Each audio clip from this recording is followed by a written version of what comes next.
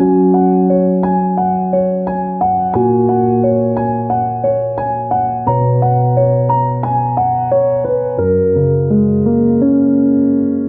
know that incredibly specific knot that forms in your stomach when you're just staring at your phone? Oh, yeah. Like when you're waiting for a text you really need to see. Exactly. Or, waiting for the results of a massive exam. Or maybe you're literally sitting in a doctor's waiting room. And outwardly, you look perfectly calm. Right. You're just like casually flipping through a magazine or whatever. Yeah.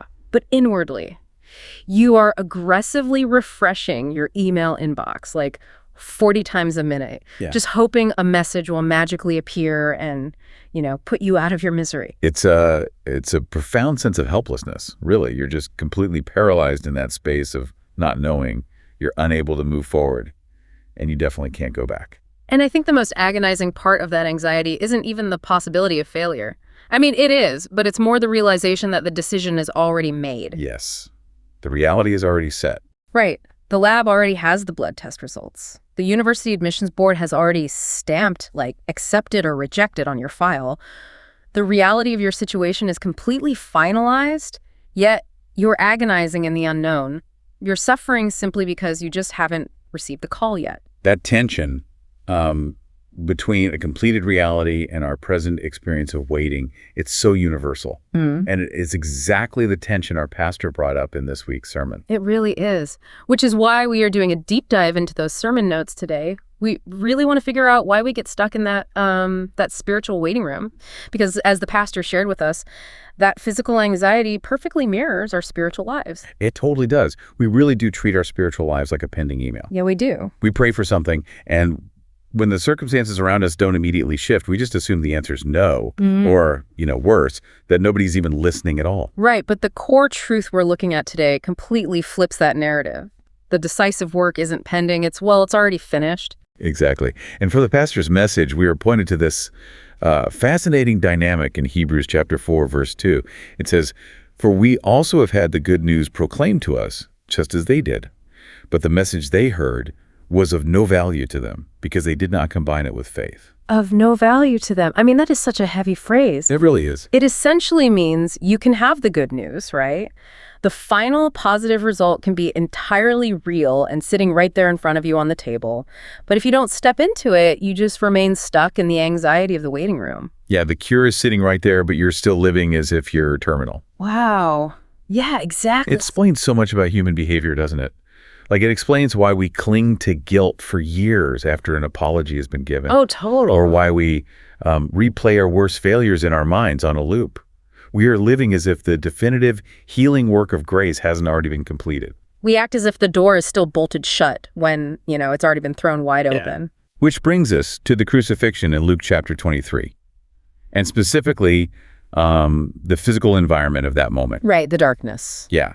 The pastor drew our attention to the incredible darkness that fell over the land from noon until 3 in the afternoon. But, look at it from the ground level. If you're standing there, because when your career suddenly collapses, or you get a terrifying diagnosis, or a vital relationship just shatters, God's invisible action is, frankly, the last thing on your mind. Oh, absolutely. It just feels like everything is falling apart. It just looks like absolute failure. So, how can anyone be expected to see grace in a pitch-black dead end? It's such a fair question, because our natural human instinct is to equate light with God's blessing, right? And darkness with his absolute abandonment. Yeah, if we can't see the path forward, we just assume the path is gone. Exactly. But from the pastor's message, we learned that biblical darkness means something entirely different. Take a look at the Old Testament, specifically Exodus chapter 10, during the plagues in Egypt. God sent a darkness over the land that, as the text actually says, could be felt. Wait, right. It wasn't just like a heavy cloud cover or an eclipse. It was a tangible, oppressive weight. Yeah, you could feel it. It was a profound, visible sign that God was actively at work dismantling the powers of the Egyptian empire. Oh, wow. So the darkness wasn't just emptiness. No, the darkness wasn't a void where God was absent. It was the very canvas of his activity. He was working in a way that terrified the broken systems of the world, but he was ultimately designing the liberation of his people. So when we fast forward to the cross in Luke 23, and that same felt heavy darkness covers the whole land in the middle of the day, we are supposed to recognize that pattern. Exactly. We're supposed to see it. It is not a sign of defeat. But outwardly, I mean, to the crowd standing there, it looked like the ultimate failure.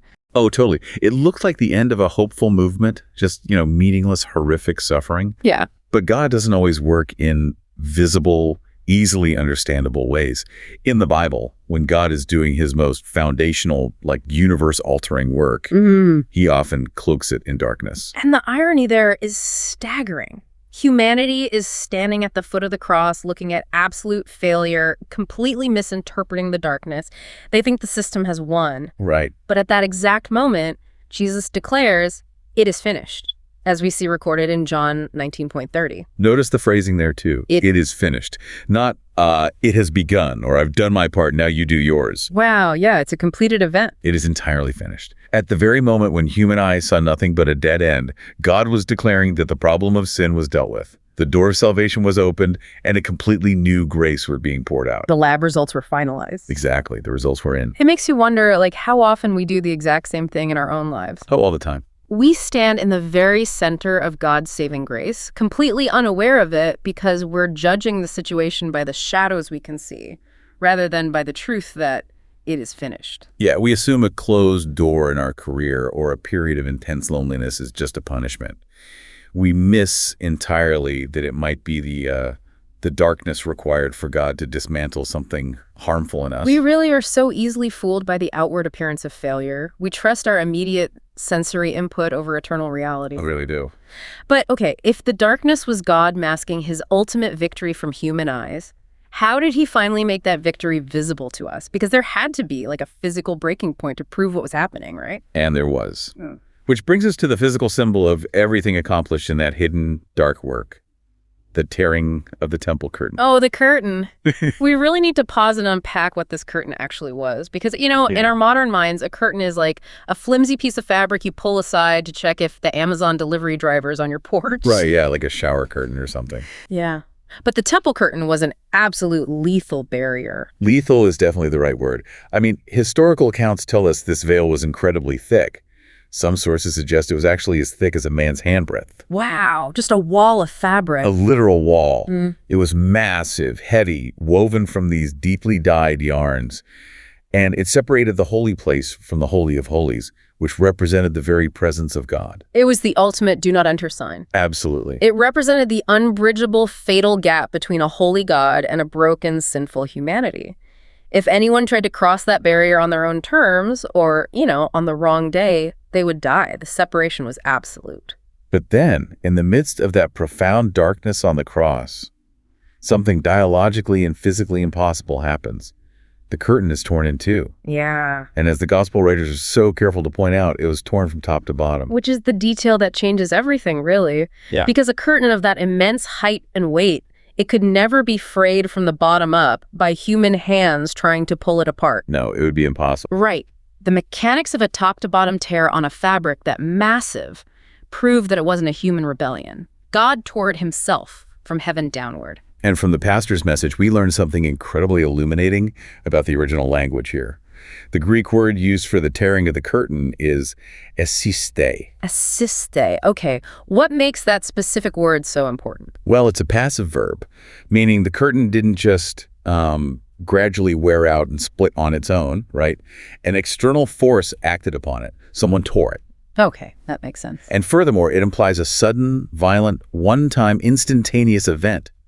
It didn't gradually unravel over centuries as humanity slowly achieved moral progress. So we didn't earn our way through? Not at all. God instantly and permanently ripped open the barrier between himself and us. That is just a breathtaking image. God completely dismantled the barrier.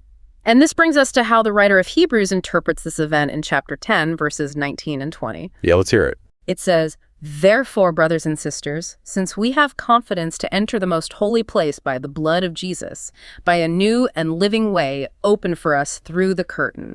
The way to God has been completely and eternally opened. There is no need to wait in the spiritual lobby to see if your qualifications are high enough to get an audience. The path is clear.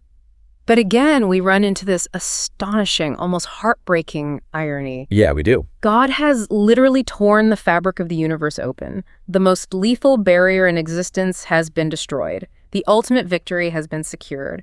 And yet, nobody at the scene realized history had changed. It's wild to think about. Right. Think about the atmosphere at the cross. It was completely devoid of celebration. No one is cheering. No one is confidently walking into the Holy of Holies. They just pack up and retreat in absolute devastated silence. It is deeply moving because it holds up a mirror to our own lives.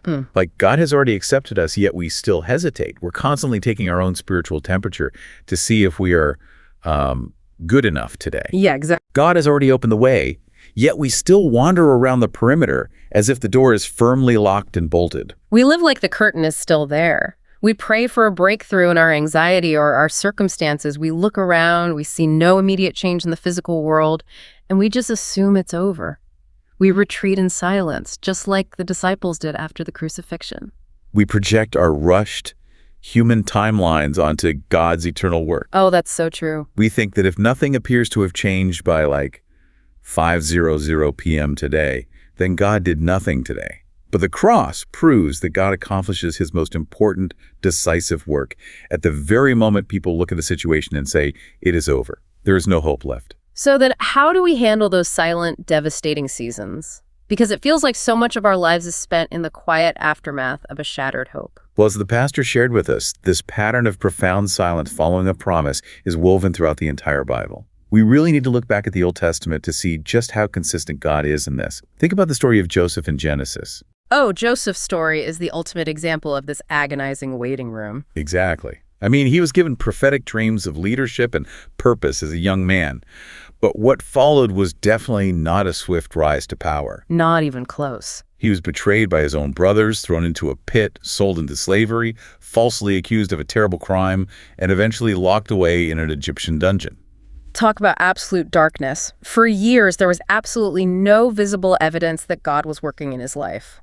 Every time Joseph tried to do the right thing, his circumstances actually got worse. Yeah, they really did. If he was aggressively checking his spiritual inbox for an update from God, all he got was silence. Everything looked like failure. But then we get to the beautiful resolution in Genesis 50, verse 20.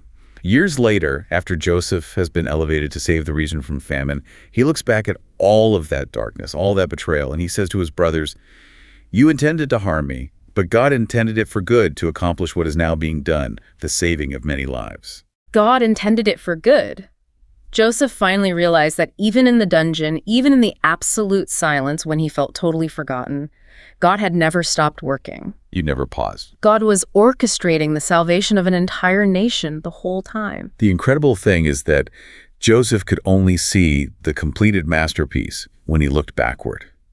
While he was living it, sitting in that dark cell, all he saw were the messy, tangled, chaotic threads on the back of the tapestry. Oh, that's a great way to put it. He had to endure the silence without seeing the whole picture. And that is the true challenge of our faith, isn't it? We are so often trapped in that intermediate space. The pastor framed this in such a profound way, the concept of living in Saturday. Yes, living in Saturday. Friday was the agony of the cross, the darkness, the tearing of the curtain, the declaration that it is finished. Sunday was the glorious, world-changing reality of the resurrection. Yeah. But Saturday was just silence. Saturday was just silence. It is the day of quiet despair. On Friday, the decisive work of salvation was completely finished. The results were in. On Sunday, the victory was going to be publicly revealed. But where were the followers of Jesus on Saturday? They were hiding. Yeah. They had locked the doors. They had collapsed under the weight of Friday. They completely gave up on Saturday, and they nearly missed the glory of Sunday. They were living in a reality that was completely untrue. They thought the story was a tragedy that had ended when, in fact, the greatest victory in the cosmos had already been won. And as the pastor shared with us, this is exactly our problem today. Yeah. We live stuck in the quiet despair of Saturday. We really do. We look at our stagnant careers, our broken relationships, our lingering health anxieties, or our financial struggles, and we say, God is silent. The story is over. We completely forget that Friday's saving work is already complete. The curtain is already torn. The barrier between us and the presence of God does not exist anymore. We wait for God to work, totally missing the fact that he has already worked. Yeah, we keep looking up at the sky, asking, When will God do something to fix this? When the gospel tells us he has already done it. Even if we can't see the tapestry yet, even if we can't feel it in our emotions on a tough Tuesday morning, the reality is finished. This changes everything about how we approach our daily struggles. It completely redefines what faith actually is. How so? Well, if the work is already finished, if the curtain is already violently torn from top to bottom, then faith is not sitting around waiting for a warm feeling of certainty to wash over you before you move. Wait, so you're saying the agony isn't actually the possibility of failure, but the illusion that the result is still pending? Yes, exactly. If that's true, then faith isn't passive waiting. Faith is taking a step forward. It is stepping into the reality that God has already secured for you, even if your knees are shaking and your heart is pounding. Exactly. It's stepping onto the path that has already been opened. You don't have to build the path. You don't have to weave the fabric or ensure the structural integrity of a bridge across the gap. You just have to walk on it. I love how the pastor brought this home for us practically. We spend so much time delaying our lives until we feel, ready or until we feel worthy. Yeah, we really do. We think we need a mystical experience or a sudden burst of overwhelming courage to approach God or to step into the calling he has for us. But what God asks of us isn't something superhuman. He doesn't demand perfect confidence. Are you still afraid of the darkness? That is okay. Right. Do you still lack certainty about how the future will unfold? That is completely fine. Are you still deeply shaken by the silence of your current Saturday? That is entirely human. But still, go. Take one step. The issue is no longer the barrier. The barrier is gone. The tragedy is simply that we are still standing, still in the hallway, terrified of an open door. As we reflect on everything the pastor shared with us today, we want to leave you with a final thought to carry through your week. Think back to that waiting room we talked about at the very beginning. Oh, yeah. That agonizing space where you're paralyzed, waiting for a result that has already been decided. Exactly. You don't have to sit in that spiritual waiting room anymore. You don't have to aggressively refresh your inbox waiting for God to validate you. The results are in. It is finished. The curtain is torn. So start today by simply saying, God, here I am. That is all it takes to begin. A simple, honest acknowledgement of his finished work. And as you go about your week, ask yourself this question. Where in your life are you still standing still, staring in fear at a barrier that God has already torn open for you?